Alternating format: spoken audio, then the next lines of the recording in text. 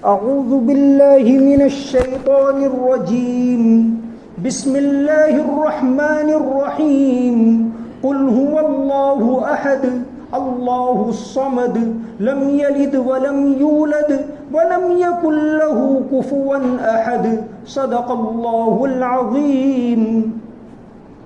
کہہ دو بات یہ ہے کہ اللہ ہر لحاظ سے ایک ہے۔ اللہ ایسا ہے کہ سب اس کے محتاج ہیں، وہ کسی کا محتاج نہیں، نہ اس کی کوئی اولاد ہے اور نہ وہ کسی کی اولاد ہے، اور اس کے جوڑ کا کوئی بھی نہیں۔ یہ سورہ اخلاص ہے، مکی صورت ہے، 4 آیتیں ہیں، بہت مختصر لیکن توحید کے بارے میں بہت جامع صورت ہے۔ اللہ کے نبی صلی اللہ علیہ وسلم اس صورت سے اس لحاظ سے محبت کرتے تھے کہ آپ صلی اللہ علیہ وسلم عام طور سے فجر کی سنتوں میں، دوسری رکعت میں، پہلی رکعت کے اندر قل یا ایھا الکافرون اور دوسری رکعت میں قل ھو اللہ پڑھتے تھے۔ مغرب کی سنتوں میں بھی اکثر پہلی رکعت میں قل یا ایھا الکافرون اور دوسری رکعت میں قل ھو اللہ پڑھتے تھے، اور اسی طرح وتر کی نماز میں پہلی رکعت میں سبح اسمہ، دوسری رکعت کے اندر قل یا ایھا الکافرون اور تیسری رکعت کے اندر یہ سورہ اخلاص یعنی قل ھو اللہ پڑھتے تھے۔ یہ آپ صلی اللہ علیہ وسلم کا اس صورت سے لگاؤ کا اندازہ اس سے لگا سکتے۔ اسی طرح صحابہ کرام بھی اس صورت سے بہت محبت کرتے تھے۔ ایک واقعہ آتا ہے حدیث شریف کے اندر، حضرت کلثوم ابن ہدم رضی اللہ عنہ قباء کی مسجد کے اندر امام تھے۔ ان کا واقعہ آتا ہے کہ وہ نماز پڑھاتے تھے قباء کی مسجد میں، تو ہر رکعت کے اندر پہلے سورہ اخلاص پڑھتے تھے، پھر کوئی سورت پڑھتے تھے۔ ہر رکعت میں جب بھی نماز پڑھاتے تھے تو پہلے یہ قل ھو اللہ پڑھتے تھے اور ساتھ میں کوئی اور سورت پڑھتے تھے۔ بعض صحابہ کرام نے ان سے کہا کہ میں آپ سورہ اخلاص ہی پڑھ لیں یا تو کافی ہے، کوئی اور سورت پڑھیں، آپ یہ کیوں کرتے ہیں؟ پھر آخر کار بات اللہ کے نبی صلی اللہ علیہ وسلم کو پہنچی۔ بخاری شریف کے اندر کتاب الصلاۃ میں باب الجمع بین السورتین، باب الجمع بین الرکعتین فی الصلاۃ کے اندر یہ ہے۔ تو آپ صلی اللہ علیہ وسلم نے پوچھا کہ بھئی ان سے پوچھو کہ ایسا کیوں کرتے ہو؟ تو انہوں نے کہا انی احبھا، میں اس صورت سے محبت کرتا ہوں۔ تو آپ صلی اللہ علیہ وسلم نے فرمایا حبک ایہا ادخلک الجنہ، کہ تمہارا اس صورت سے محبت کرنا تم کو جنت میں داخل کرے گا۔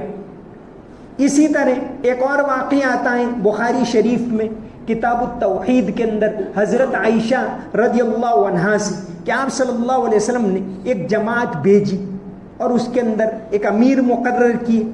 امیر صاحب ہر رکعت میں پہلے کوئی صورت پڑھتے تھے، پھر سورہ اخلاص۔ یہ اوپر کا جو واقعہ ہے اس میں پہلے قل ھو اللہ پڑھتے تھے، پھر کوئی اور صورت ملاتے تھے، اور یہ واقعہ ایسا ہے کہ ہر رکعت کے اندر پہلے کوئی صورت پڑھتے تھے یا آیتیں پڑھتے تھے، پھر سورہ اخلاص پڑھتے تھے۔ جب واپس آئے تو آپ صلی اللہ علیہ وسلم کے سامنے صحابہ کرام نے عرض کیا کہ حضور یہ تو اس طرح کرتے تھے، 2 صورتیں پڑھتے تھے۔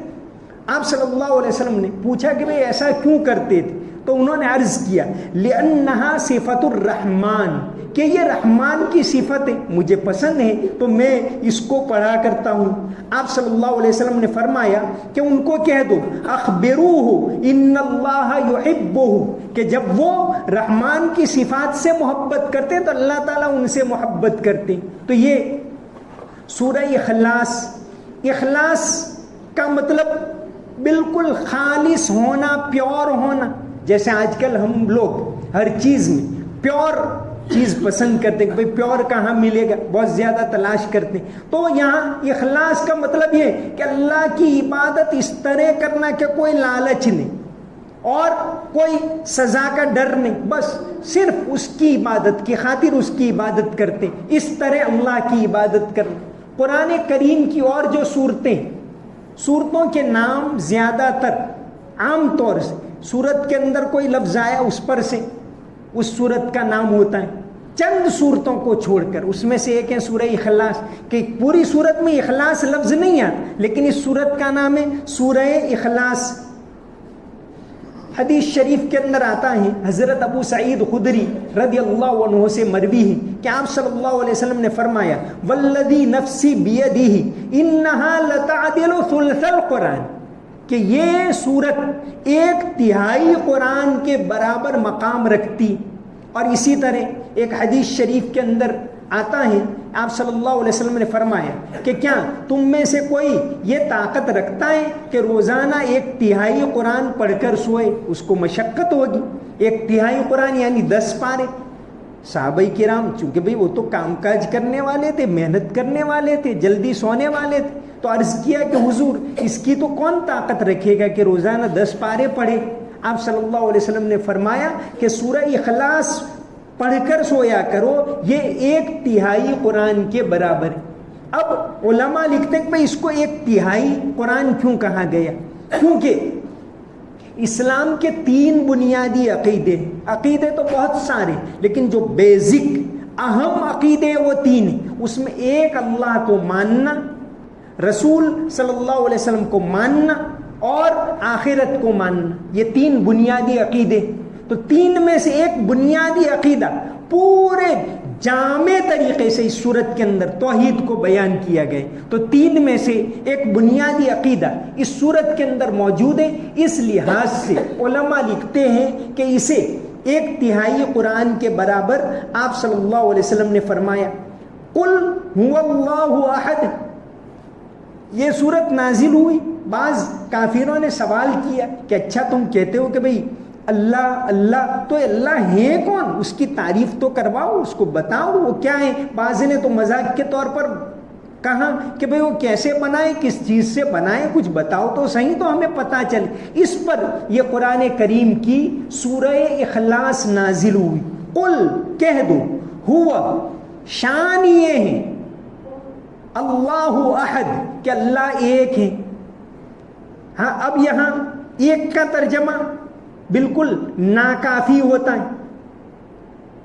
ایک لڑکا ہے، 2 لڑکے، 1 آدمی ہے، 2 آدمی، تو یہ ایک سے مراد یہ نہیں۔ اس لیے یہاں حضرت نے یہ ترجمہ کہ ہر لحاظ سے ایک، کہ وہ یکتا ہے، بے مثال ہے، وہ اس کے برابر جو آخری آیت کے اندر آتا ہے کوئی ہے ہی نہیں اس کے برابر۔ قل هو اللہ احد، احد کے معنی جیسے انہوں نے ترجمہ کیا ون اینڈ الون، ایک اور یکتا، صرف ایک کہو گے تو بھئی 1 2 یہ ہو سکتا ہے نہیں، احد۔ اس لیے قرآن کریم میں اللہ تبارک و تعالیٰ کی جو صفت واحد تو کئی جگہ کے اوپر آئی، لمن الملک اليوم للہ الواحد القہار، لیکن احد اور صمد یہ 2 صفات ایسی ہیں کہ قرآن میں صرف اس صورت کے اندر آئی ہیں، کوئی اور جگہ نہیں آئی۔ تو فرمایا قل کہہ دو هو اللہ احد، بات یہ ہے کہ اللہ ایک ہے، اللہ الصمد۔ اب اللہ تبارک و تعالیٰ کا ذاتی نام ہے، اللہ تعالیٰ کی صفات تو بہت ساری ہے، رحمان اس کا نام ہے، رحیم اس کا نام ہے، غفور اس کا نام ہے، ستار اس کا نام ہے، عالم الغیب اس کا نام ہے، بہت سارے نام ہیں۔ جیسے حدیث شریف کے اندر آتا ہے کہ اللہ تبارک و تعالیٰ کے 99 نام ہیں، ان للہ تعالی 99 اسما، کہ اللہ تبارک و تعالیٰ کے 99 نام ہیں، من احصاہا دخل الجنہ، کہ جو شخص ان ناموں کو یاد کرے وہ جنت میں داخل ہوگا۔ تو اللہ، یہ اللہ تبارک و تعالیٰ کا ذاتی نام ہے۔ اللہ لفظ کس سے بنا ہے؟ بعض کہتے ہیں کہ یہ بالکل کسی سے بنا ہوا نہیں، وہ الگ ہی نام ہے، منفرد نام ہے اللہ۔ بعض کہتے ہیں کہ نہیں، یہ الالہ سے بنا ہے، الہ کے معنی معبود، جس کی عبادت کی جائے، اس پر سے اللہ لفظ بن گیا۔ لاہ یلوہ سے بنائے، بعض کہتے لاہ کے معنی احتجب، چھپ جانا، کہ ہماری نگاہ سے اللہ تبارک و تعالی ہماری نگاہ سے نظر نہیں آتا۔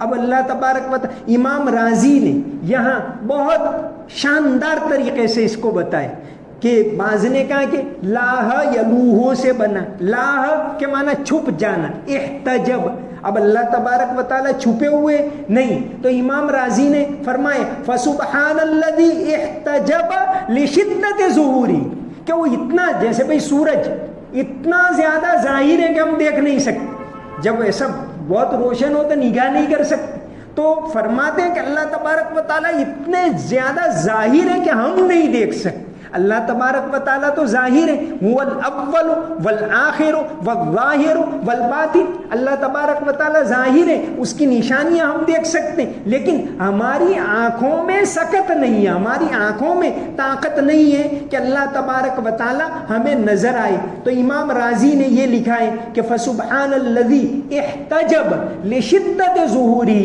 کہ پاک ہے وہ ذات جو چھپی ہوئی ہے انتہائی زیادہ ظاہر ہونے کی وجہ سے۔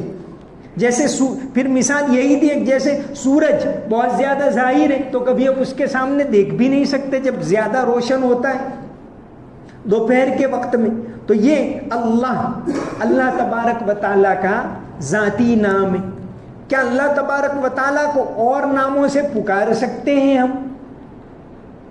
اللہ تو اس کا ذاتی نام ہے، جو صفات اس کی جو قرآن میں آئی، حدیث میں آئی، اس سے بھی پکار سکتے، اور دوسری زبانوں کے ناموں سے اللہ کو پکار سکتے ہیں، جیسے خدا عربی کا نام نہیں ہے، خدا فارسی نام، ہماری زبانوں کے اوپر فارسی کے بہت زیادہ اثرات، اسلامی زبان فارسی نہیں، اسلامی زبان تو عربی ہے، قرآن اور حدیث عربی کے اندر۔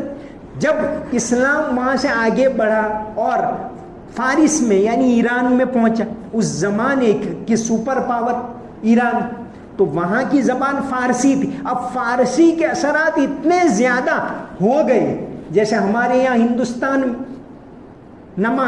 نماز لفظ عربی کا نہیں، عربی میں تو صلاۃ کہتے ہیں اس کو، لیکن ہمارے یہاں نماز کہتے، روزہ فارسی کا لفظ ہے، عربی میں تو صوم کہتے، تو اتنے زیادہ اثرات اس کے مرتب ہوئے کہ ہمارے یہاں وہ اصل الفاظ خدا بھی بہت زیادہ مشہور ہو گئے، خدا عربی کا لفظ نہیں، وہ تو فارسی کا لفظ ہے، اور فارسی اسلامی زبان نہیں، مسلمانوں کی زبان ہے۔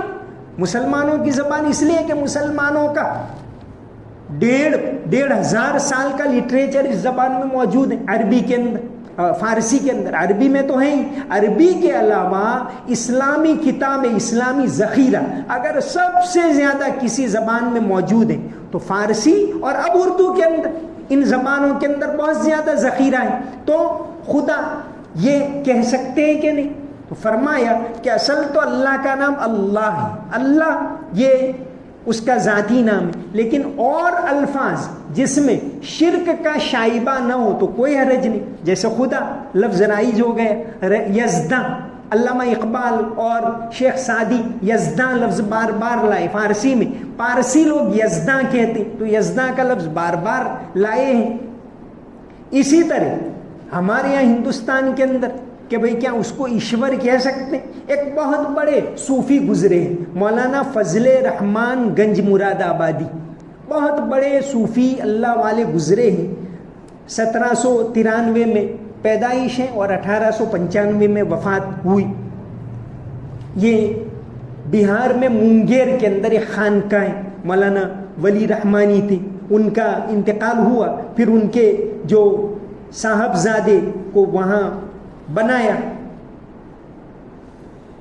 تو ان کی فضل رحمان گنج مراد آبادی کا عمامہ پہناتے، ان کی ٹوپی پہناتے، جب ان کو سجادہ بناتے، آج بھی موجود ہیں۔ تو مولانا فضل رحمان گنج مراد آبادی نے کہا کہ ہم جس ملک کے اندر رہتے ہیں اس ملک والوں کو اگر اسلام کی پہچان کروانی ہو تو یہاں کی زبان آپ کو اختیار کرنی ہوگی۔ تو انہوں نے قرآن کی ایک تفسیر لکھی، تفسیر کے اندر، تفسیر کا نام ہے من موہن کی باتیں۔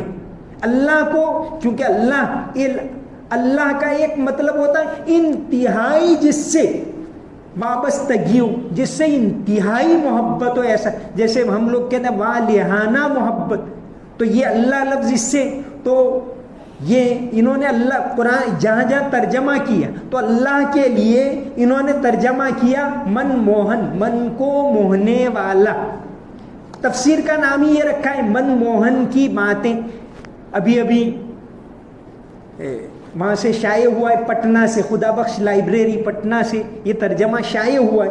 تو الحمدللہ اس کی تعریف کرتے ہیں. سب سراحت من موہن کے لیے ہے، ہدی للمتقین، بھگتوں کو سیدھا راستہ دکھانے والا ہے. اس طرح کا انہوں نے ترجمہ کیا ہے. تو انہوں نے کہا ہے کہ بھئی اس طرح کے الفاظ اللہ کے لیے استعمال کر سکتے ہیں، جیسے اگر خدا استعمال کرتے ہیں تو ایشور بھی استعمال کر سکتے ہیں. لیکن یاد گاڈ انگلش کے اندر گاڈ استعمال کرتے ہیں تو استعمال کر سکتے ہیں، لیکن اصل نام تو اس کا اللہ ہے. اللہ کہ الہ سے بنا ہے، یا اس کا ذاتی نام ہے. بعض کے تک نہیں، کسی لفظ سے بنا ہی نہیں، بس وہ اس کا نام ہے اللہ. تو اللہ تبارک و تعالیٰ کا یہ اللہ نام ہے. قرآن کے اندر اللہ 2699 مرتبہ ہے. یہاں اللہ کی پہچان کروائی. قل هو اللہ احد اللہ الصمد. 2 آیتوں میں اللہ 2 مرتبہ آیا، 4 آیتوں میں یہاں 2 مرتبہ اللہ کا نام آیا. تو پورے قرآن میں 2600 اور پلس 99 مرتبہ اللہ تبارک و تعالیٰ کا یہ نام قرآن کے اندر آیا ہے. اللہ الصمد، اللہ بے نیاز ہے. الصمد ایسا لفظ ہے قرآن میں ایک ہی مرتبہ آیا. اللہ کا نام ہے الصمد، اللہ کی صفت پورے قرآن میں ایک ہی مرتبہ یہاں آیا. عبد الصمد جیسے نام رکھتے، لیکن یہ لفظ ایسا ہے جس کا کسی اور زبان میں ترجمہ ہو ہی نہیں سکتا. جیسے الصمد کا ترجمہ الگ الگ لوگوں نے الگ الگ کیا.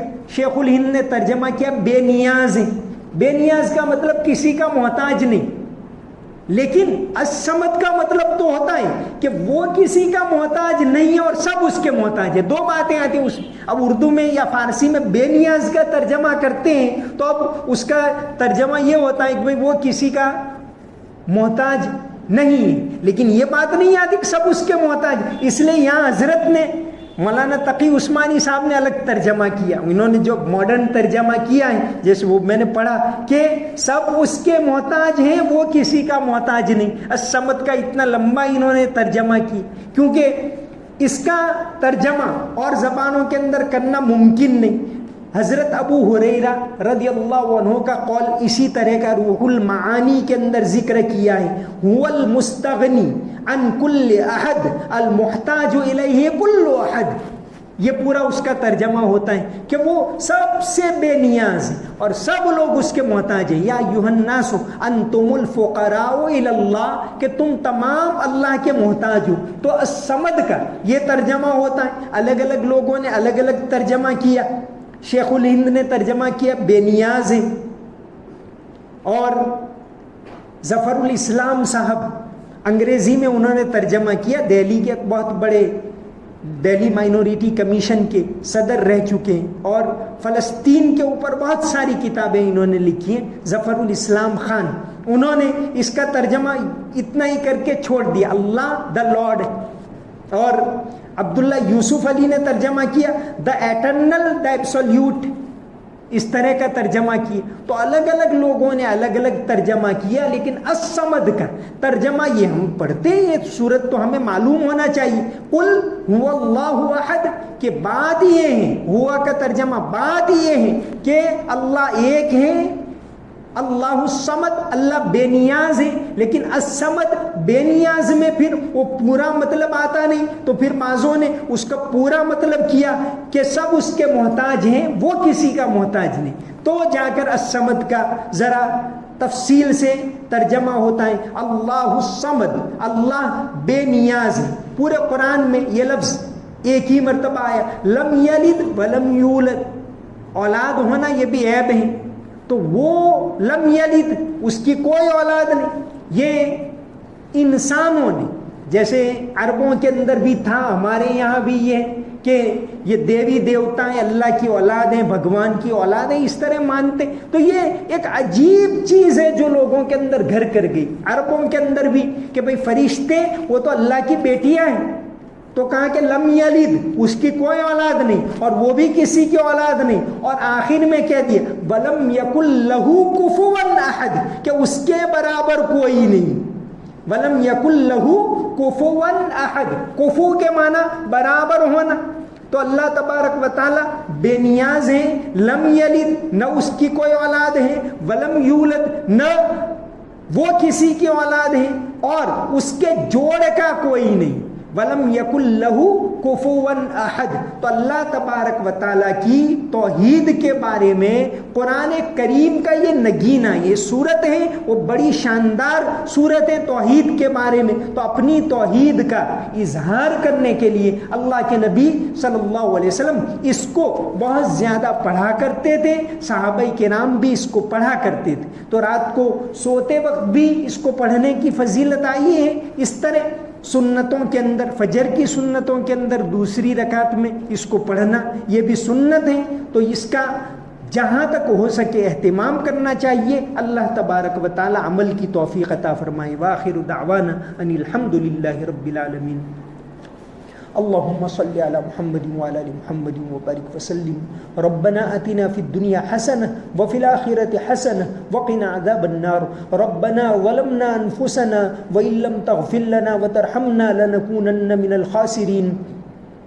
یا اللہ ہمارے گناہوں کو معاف فرما، ہماری کوتاہیوں کو معاف فرما، ہمارے قصوروں کو معاف فرما۔ یا اللہ تو نے ہمیں یہ رمضان کا مہینہ عطا کیا، بابرکت مہینہ عطا کیا، ہمیں تندرستی عطا کی۔ یا اللہ ہمیں روزہ رکھنے کی توفیق دی۔ یا اللہ تیرا کرم ہے، ہمیں تیرا ذکر کرنے کی توفیق دی، تراویح پڑھنے کی توفیق دی۔ یا اللہ تو ہی قبول کرنے والا ہے۔ یا اللہ جو بھی کوتاہی ہو اپنے فضل و کرم سے معاف فرما، ہماری عبادتوں کو قبول فرما، روزوں کو قبول فرما، تراویح کو قبول فرما۔ یا اللہ تراویح کو قبول فرما، قرآن پڑھنے کو قبول فرما، ذکر کرنے کو قبول فرما۔ یا اللہ رمضان کے بعد بھی ہمیں پابندی کرنے کی توفیق عطا فرما۔ یا اللہ یہ وہ مہینہ ہے کہ تیرے حبیب صلی اللہ علیہ وسلم کے سامنے حضرت جبریل علیہ السلام نے بد دعا کی کہ ہلاک ہو جائے وہ شخص جو رمضان کا مہینہ پائے اور اس کی مغفرت نہ ہو، اور تیرے حبیب صلی اللہ علیہ وسلم نے آمین کہا۔